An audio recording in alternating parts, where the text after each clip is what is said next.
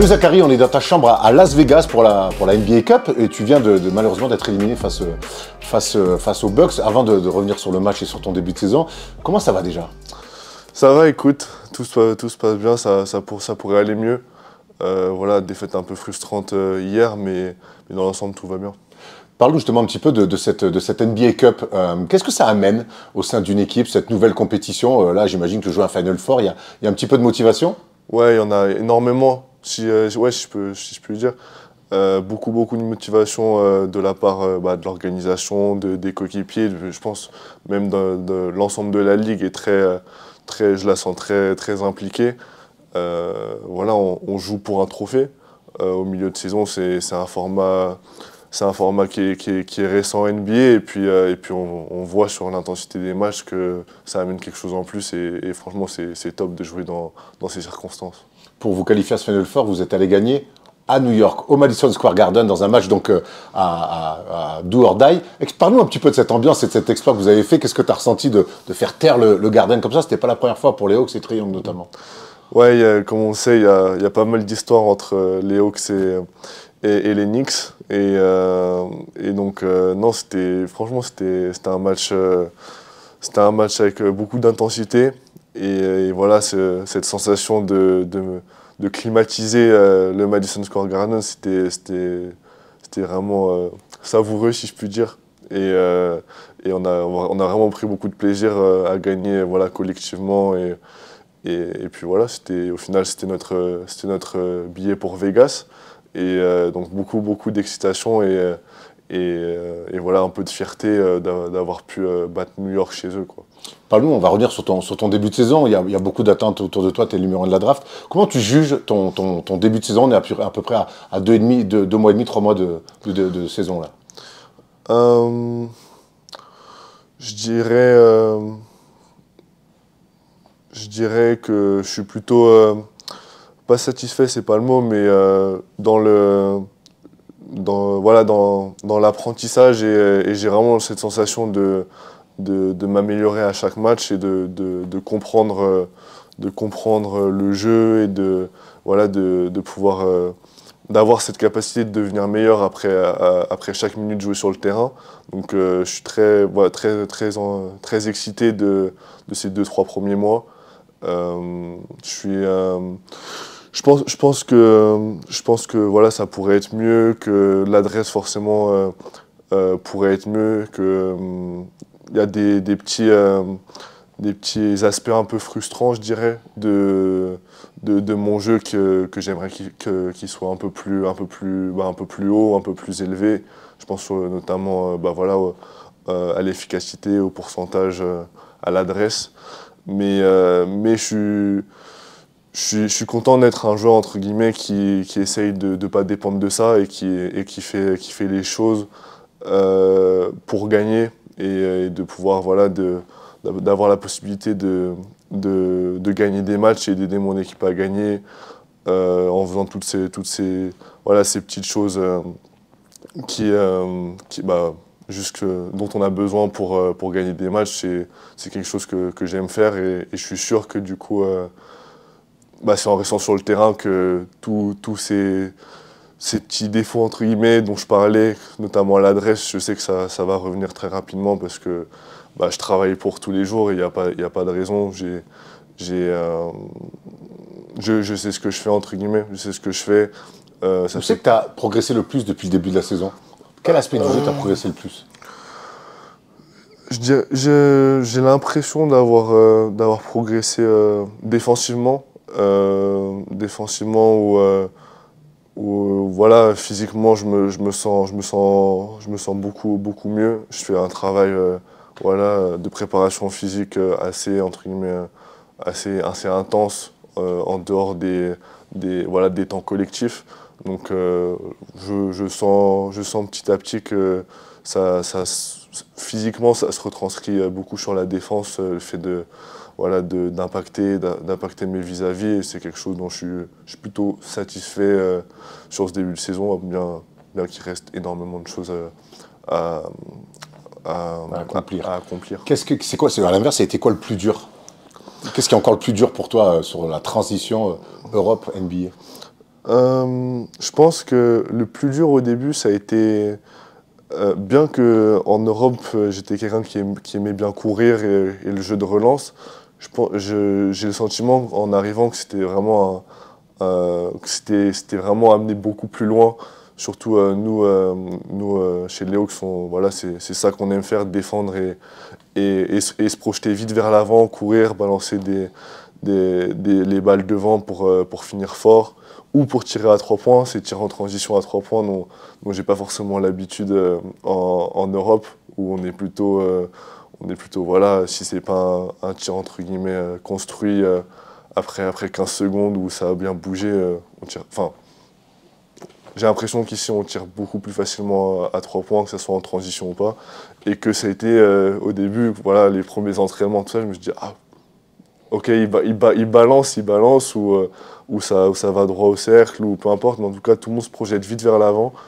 Et je pense que c'était voilà, le point où je me suis dit, il n'y a pas, il y a pas, il y a pas des moments, entre guillemets, où on va placer un long système, on va se dire, bon, là, on a couru 2, 3 fois d'affilée, on n'a rien eu, on va peut-être bouger la balle. Non, des fois, en fait, voilà, le but, c'est d'être efficace et de marquer le plus vite possible. Donc, des fois, enfin, j'avais vraiment le sentiment que ça s'arrêtait jamais et que du coup, voilà, c'est un truc où il faut s'adapter. Et puis moi, j'adore courir, donc ça me correspond, mais c'est quelque chose qui était différent.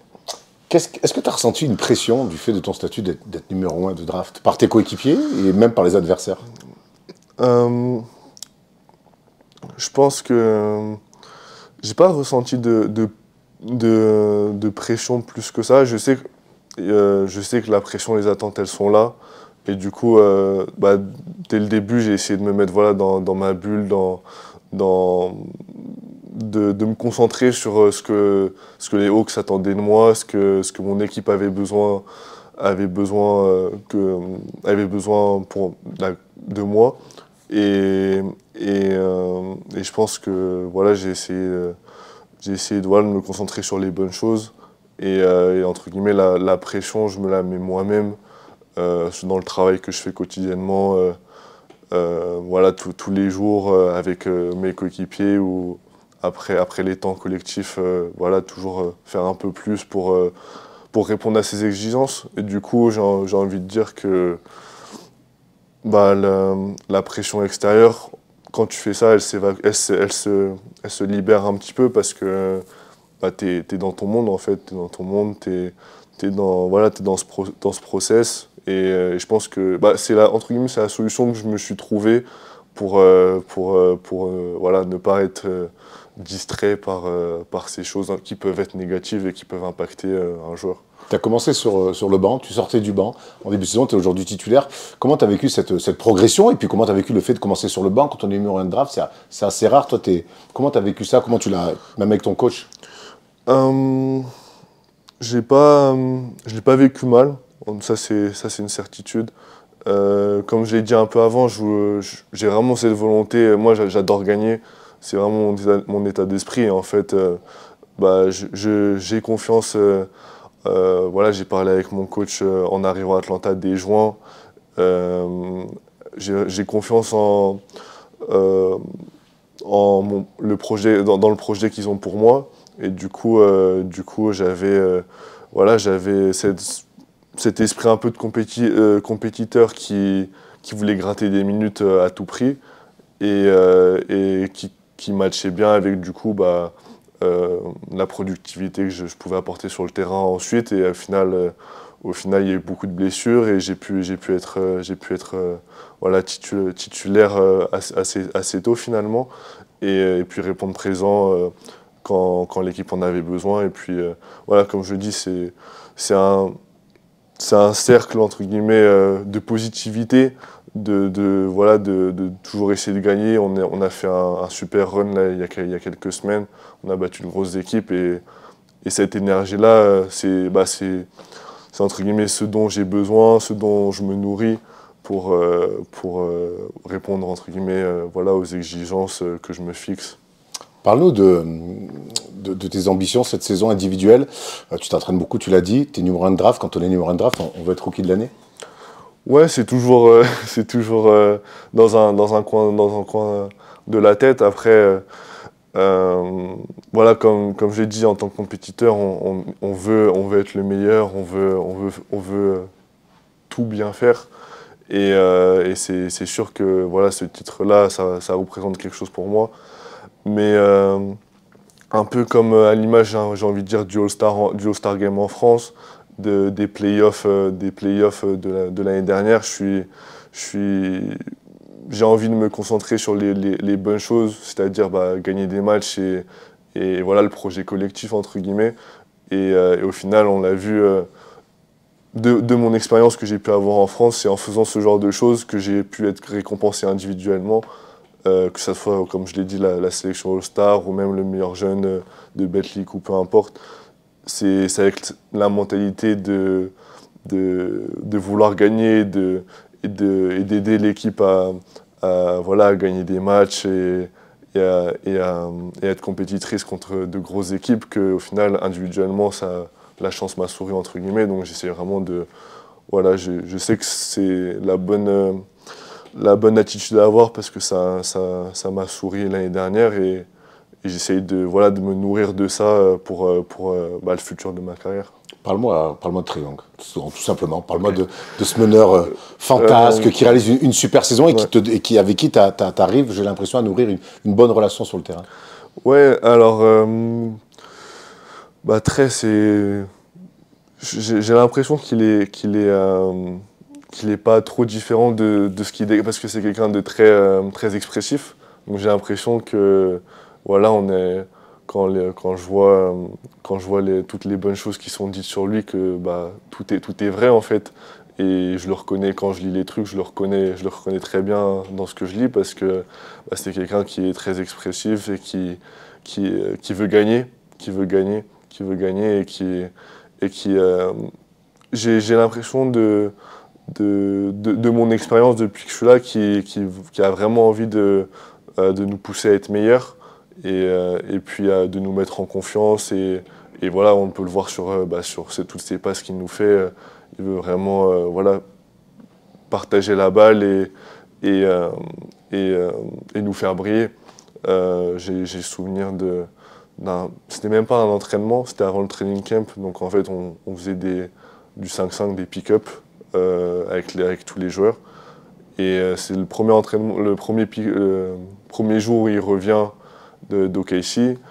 Je suis dans son équipe et en fait, je sais pas comment, je fais une coupe. Mon défenseur, il est aligné. Je me dis, je le vois plus, Crayon. Et la balle, elle m'arrive dans les mains. Et je suis là en mode, ok. Et elle slip, elle glisse de mes mains. Et du coup, je me dis, putain, genre, qu'est-ce que je fous, genre, c'est pas moi,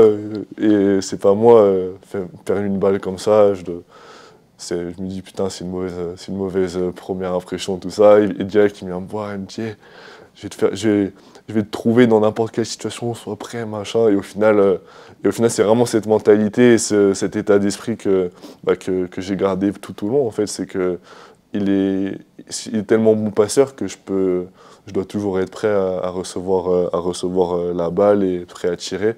Et au final, quand tu me l'as dit, t'as l'impression qu'on se trouvait bien, que j'arrivais bien à m'adapter à lui et qu'on était plutôt complémentaires. Et je suis assez d'accord avec ça parce que voilà, ça part de là, entre guillemets, tu vois. Il y a deux vets dans cette équipe, européens aussi, Clint Capela et Bogdan Bogdanovic. Quelle relation tu as avec, forcément c'est particulier quand il y a un petit Européen qui vient comme ça? Avec Clint, il a beaucoup d'expérience dans la ligue, donc c'est top de l'avoir. En plus, il parle français. Et moi, entre guillemets, je suis super reconnaissant d'avoir voilà, un vet qui parle ma langue. Ça rend les choses un peu plus faciles. Quand il y a des trucs que je comprends pas, ou même dans la vie de tous les jours, il est là, quoi. Je sais plus, j'ai une anecdote débile. On revenait d'un long déplacement. Et je sais pas pourquoi, donc nos voitures elles sont garées à l'aéroport. Toutes les voitures étaient nickel et je pense que tous les oiseaux de la ville ils avaient chié sur ma voiture. Mais les autres de mes coéquipiers il y avait rien, mais la mienne bref. Donc en fait c'est genre t'es là, bah, c'est chiant, je peux pas rouler comme ça et il dit bah tiens j'ai un gars, enfin j'ai une bonne adresse tout ça et directement bah genre, tout est vite réglé je prends cet exemple pour illustrer, entre guillemets, voilà, l'efficacité, la complicité qu'on peut avoir. C'est que voilà, dès qu'il y a un petit problème ou dès qu'il y a un truc que je comprends pas ou je suis un peu perdu, bah, dans la seconde, il est là pour m'aider. Et je ressens un peu la même chose avec Bogi, qui est européen, qui est un peu plus... Enfin, qui a un peu une culture un peu plus proche de la nôtre, j'ai l'impression, sur le terrain, et du coup qui est aussi plus proche de mon poste que Clean, donc qui m'inspire beaucoup, bah, sur le terrain. Dernière question, tu as fait une déclaration en disant qu'en France, tu étais un athlète, un énorme athlète, et qu'en NBA, tu n'avais pas cette sensation-là.